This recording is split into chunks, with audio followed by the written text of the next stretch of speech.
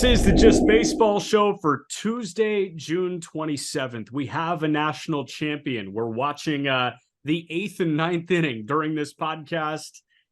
I think it's over, man. Like, I'll eat my words if it's over. It's 14-3 LSU in the top of the 8th as we record right now. So we're going to recap Omaha that was. We're also going to talk George Kirby, Jordan Westberg, Fernando Tatis Jr., and whatever else we kind of feel like. But Peter Apple, Just Baseball show, as always, brought to us by the fine folks at BetMGM. Yes, we are. The Just Baseball show is brought to you by BetMGM. Sign up and deposit into your newly created account using code JustBaseball.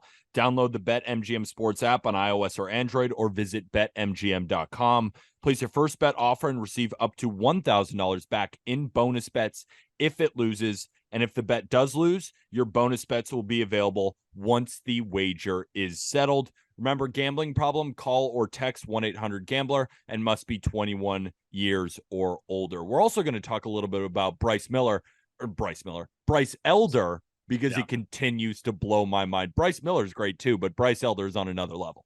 I was going to say, I was like, I knew we were forgetting something. And I looked at the text thread and I saw that it was Bryce Elder. And I was like, yes, I really want to talk about that, because we saw Sonny Gray and Strider last night. We see Bryce Elder and Joe Ryan tonight, which is going to be flat out awesome. Let's start with Thatcher Heard, man. The LSU Tigers, your national champ. Thatcher Heard, who went from lights out starter at UCLA a year ago to reliever for LSU this year. He was, whether he was an NIL darling or he was part of the recruiting class that was deemed the NIL darlings, I have no idea. But what I do know is Thatcher Heard had a diminished role from what he probably signed up for, got the ball to start the biggest game of the year in college baseball, and fucking shoved, man. Rose to the occasion, came into the game with a 5.97 ERA, which doesn't completely do him justice, because as we all know, a lot of college ERAs are a little bit inflated, but he's had some tough outings out of the bullpen. But you could just tell this stuff is frontline, especially in college. He's spinning these curveballs that are 3,100 RPMs.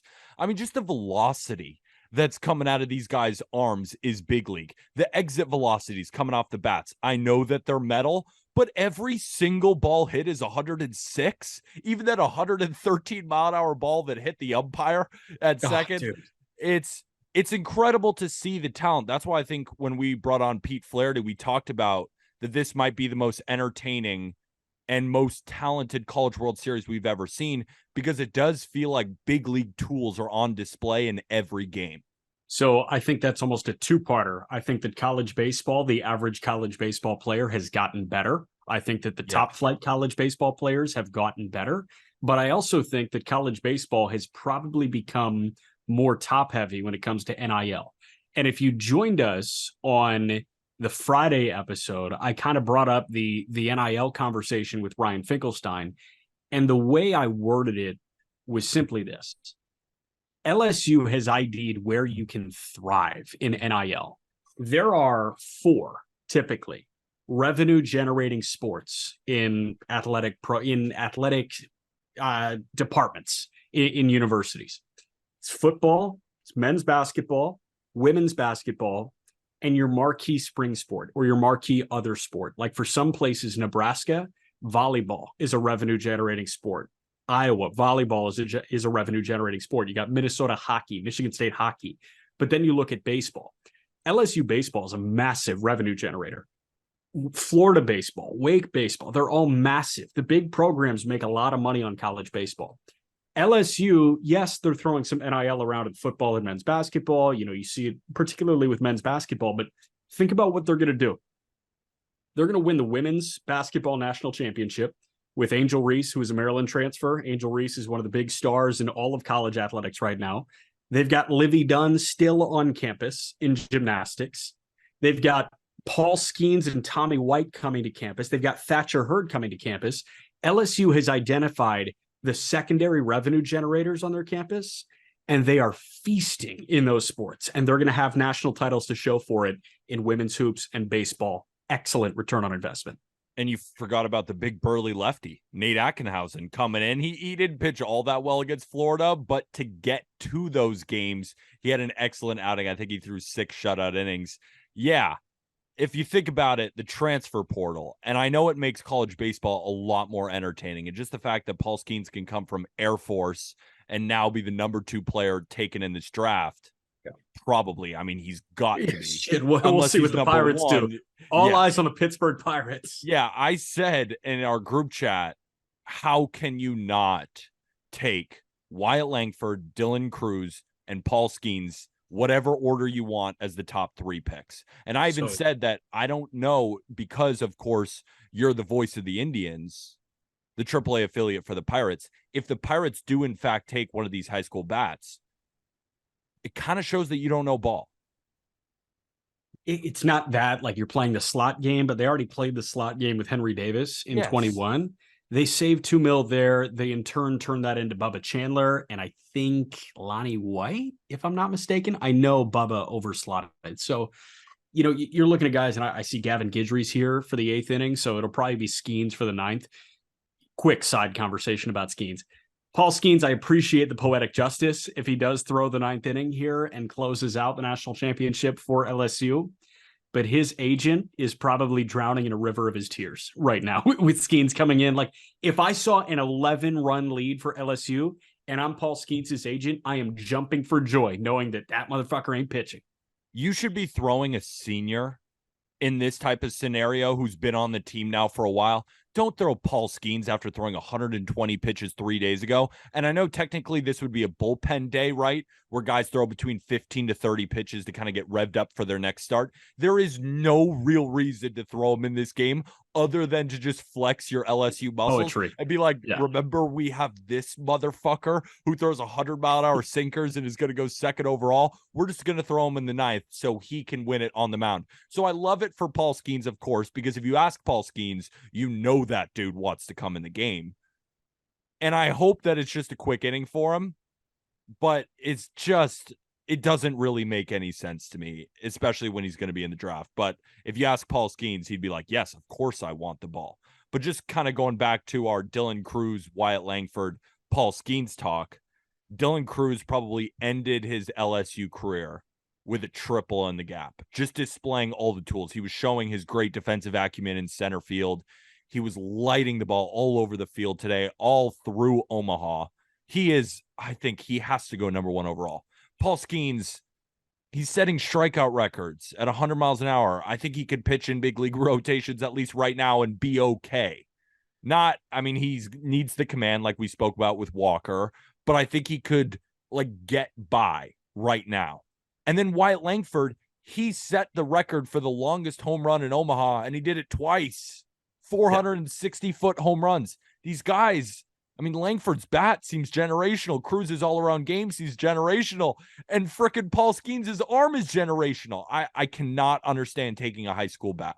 We're in an incredibly good spot with college baseball, and I think we started to see it with Jack Leiter and Kumar actually getting to campus in Nashville. I think we saw, those two want to play college baseball, and knowing the notoriety that you can get within college baseball. If they were a high school first-round pick, obviously you have outliers like Andrew Painter, who climbed all the way to double and looked like he could have, been in triple at the end of the year last year in his first full season. But that's never really the case, man. Like, you have a first-round caliber high school arm. There's a chance they spend that entire, first season, that draft season at the complex, and then they go to low A. Say you undergo some blips in the radar, then shit, man, you're ending the year in low A. Maybe you get a taste of high A. Like, it is a methodical climb versus Skenes here. We could see Skenes get taken second overall, maybe be shut down for the rest of the year, like maybe make a start on the complex, and that's it. Just, hey, show us what you got. Just be like, hey, can we just see it? Yeah, let's just make sure it's the same in person as it is on TV. It's not the elevated seams in college baseball. But he could do that, and then he could be in the big leagues next year. It's not far off the timeline. You may be bypassing a year of big league service if you go to college, but dude, Skenes was thrown on the ESPN family of networks every single week. There's some serious exposure that he gets here. And how about some serious exposure for some other guys? Ty Evans, man. Dude. 9 home runs this entire year. 5 of them in Omaha, set a record for the most amount of home runs hit in Omaha for Florida. Dude was just hitting it 1 out every single game. Like, there's a lot of guys throughout, besides the big 3 that we talk about, that we need to show some love to. A lot of this LSU bullpen, when they came in, and they were just excellent too, especially in this last game. Actually, not in this last game. That was more Thatcher Heard. But again, he is that bullpen arm. But just got Cooper and Bidry, they've been awesome. Yeah. Yeah. Riley Cooper, 6'2", 270 pounds. Yeah, he's so hilarious. He and Beloso, they're very fun to watch. No, I mean, Caglione, like, you got to give him, kudos for an excellent season. But I will say he dropped the ball in game 3. Yeah, he didn't look good. His command was horrible. And I think that's the problem with Caglione. So here's the thing, man. Like, everybody wants to call him Cagliotani or Jack Tani. I think Cagliotani's perfect. Jack Tani was kind of lazy to me. But people want to call him Shohei Ohtani. Like, look at the ERA. Look at the pitching numbers. We have to stop. He's good at both. Yes, he is. He's probably going to go 1-1. But the thing is, he has some shit he's got to work on both sides. But the thing is, he's got another year to work on it, right? Yeah, he's not in the same level of Skeens and Cruz and Langford. Like, he's not coming out this year. He's going to be a 2024 draft guy. So if he can go back this offseason, refine that command, the power, I mean, it's 70 power. 33 home runs is no joke at all. I mean, the dude hit 330 this year on top of it. Wasn't it the BB Core record for homers in a season? Yeah, didn't it beat Ivan Melendez at Texas? I think so, because Chris Bryant held the previous record, but I think Chris Bryant was pre-BB Core. Yeah, I think he was too. Yeah, so I guess he beat Ivan Melendez. So, dude, Cags is awesome. He's an insane, otherworldly talent, but it's so much talent, it just has to be refined. Like, it does feel raw, because it's like, for example, I thought a perfect example was in the first inning, right? He nails the lefty in the back, first pitch, and you're like, oh no. Next pitch, 98 at the knees. Like, you could do that. All you got to do to these guys is just throw it in the zone. The only reason it went all over the place and how it got out of hand so early was the command was all over the place. He's walking the world. He beat himself. Yeah. And I think that's where he figures it out, because when you throw 99 off the mound and that changeup is nasty, and then you have 70 raw power with some stuff to work on plate discipline wise, he can really become a special player. I'm just so interested to see what he does next year and what teams are going to look at him as. Like, are they going to look at him as a pitcher, or are they going to say, dude, like, you could hit 40 home runs in the majors. We just have to get your bat. That's the thing. I would say hitter right now. Put him in right, and then have him throw Hunter Renfroe throws to home. Yeah, but we've got a year to figure out what he's going to do. And like, I'm excited to watch Cags next year. Bringing it full circle, I see very minimal refinement for Dylan Cruz. And I mean, just to wrap on the whole college baseball thing, like, if the Pirates don't take Cruz, I think they're making a mistake. My only worry about Cruz is, like, what's his ceiling? Like, is he going to get so much better? If that makes sense?